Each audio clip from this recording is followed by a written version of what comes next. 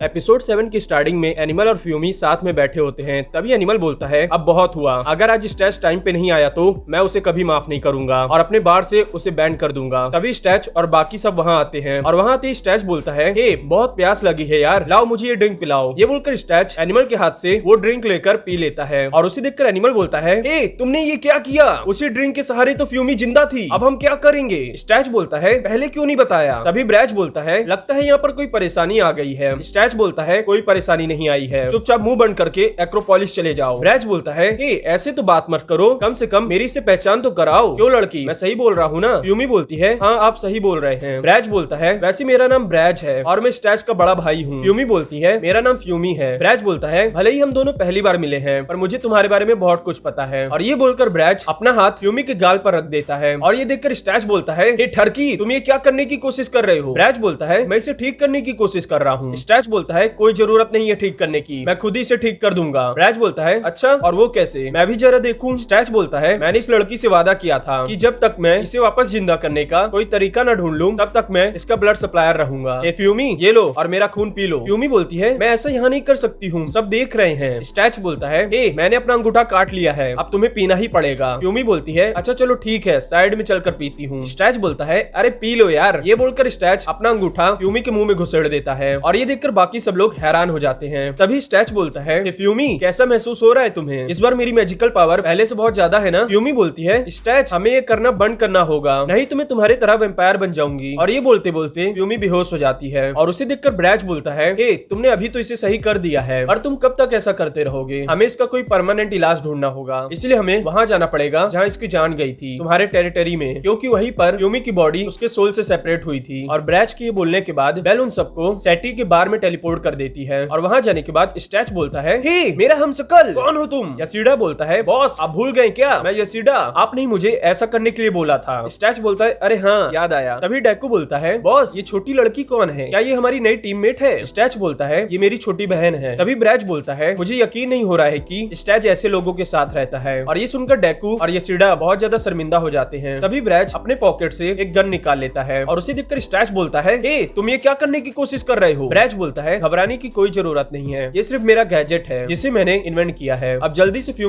उतारो ताकि मैं ये उसे लगा सकूं। स्टैच बोलता है हरकी कहीं के, मैं ऐसा कुछ नहीं करने वाला हूँ। ब्रैज बोलता है क्या तुम्हें मुझ पे जरा सा भी भरोसा नहीं है। स्टैच बोलता नहीं मुझे तुम पे जरा सा भी भरोसा नहीं है, इसे पता तुम उसे जिंदा करने के चक्कर में उसके साथ क्या करो। ब्रैज बोलता है अरे थोड़ा समझा करो, मुझे बस उसके मैजिक का सैंपल लेना है और फिर मैं उस सैंपल को फ्यूमी के सोल में ट्रांसफर कर दूंगा, जिसकी वजह से फ्यूमी की सोल उसके रेप्लिकेटेड बॉडी में ट्रांसफर हो जाएगी और फिर मैं उस रेप्लिकेटेड बॉडी को एग्जामिन करने के लिए ले जाऊंगा। अब तुम्हें समझ में आया मैं क्या करना चाहता हूँ। स्टैच बोलता है तो फिर चलो करते हैं। ये बोलकर स्टैच फ्यूमी का टॉप उठा देता है पर तभी फ्यूमी को होश आ जाता है और अपने टॉप को उठा हुआ देखकर वो बहुत ज्यादा हैरान हो जाती है। तभी एनिमल बोलता है हे लिज अपनी आंखें बंद कर लो, तुम्हारे दोनों बड़े भाई बहुत बदतमीज हैं। तभी स्टैच बोलता है ए ब्रैज बैठे बैठे देख क्या रहे हो, जल्दी से सैंपल लो। ये सुनकर ब्रैज फ्यूमी का सैंपल ले लेता है और सैंपल लेने के बाद फ्यूमी स्टैच को बहुत ही अजीब तरह से देखने लगती है और उसका चेहरा देखकर स्टैच बोलता है हे मुझे ऐसे मत देखो, मैंने अपने भाई के कहने पर ऐसा किया था। ब्रैज बोलता है स्टैच ऐसा तो मत बोलो यार, फ्यूमी मेरे बारे में क्या सोचेगी।